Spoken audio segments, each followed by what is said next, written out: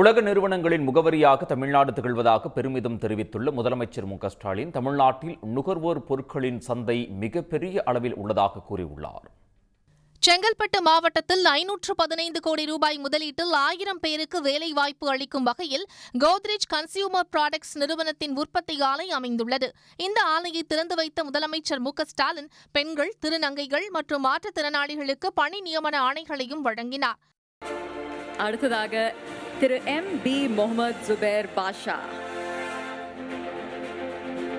திரு Aadhav R,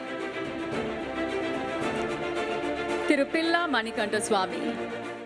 பின்னர் நிகழ்ச்சியில் பேசிய முதலமைச்சர், 2024 ஜனவரியில் புரிந்துணர்வு ஒப்பந்தம் போடப்பட்டு அடிக்கல் நாட்டிய ஒரே ஆண்டில் ஆலை உற்பத்தியை தொடங்கியுள்ளதாக தெரிவித்தார். தமிழ்நாட்டில் நுகர்வோர் பொருட்களோட சந்தை மிகப்பெரிய வளர்ச்சியை வாய்ப்புகளை கொண்டிருக்கிறது. இந்த துறை மிகவும் ஆற்றல் மிக்கது, போட்டித்தன்மை கொண்டது.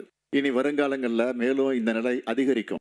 மிகவும் நகரமயமாக்கப்பட்டிருக்கக்கூடிய மாநிலங்களில் தமிழ்நாடும் ஒன்று என்பதால் தமிழ்நாடு பெரும்பாலான நிறுவனங்களுக்கு முக்கியமான சந்தையா இருந்துகிட்டு இருக்கு. தொடர்ந்து பேசிய முதலமைச்சர், திமுக ஆட்சி பொறுப்பேற்ற 4 ஆண்டுகளில் பல்வேறு துறைகளில் பெரும் முதலீடுகளை ஈர்த்துள்ளதாக தெரிவித்தார். இந்தியாவோட வளர்ச்சியில தமிழ்நாடு முக்கிய பங்கு வகிக்குதுன்னு உங்க எல்லாருக்கும் நல்லா தெரியும். இந்தியாவில் 2வது பெரிய பொருளாதாரமாக தமிழ்நாடு விளங்கி கொண்டிருக்கிறது. இந்தியாவின் பெரிய நிறுவனங்களுக்கு மட்டுமல்ல, உலகளாவிய பெரு நிறுவனங்களுக்கு தமிழ்நாடு தான் முதல் முகவரி. இந்தியாவில் மட்டுமல்ல, தெற்காசியாவிலே முதலீடுகளை மேற்கொள்ள சிறந்த மாநிலம் தமிழ்நாடு தான்.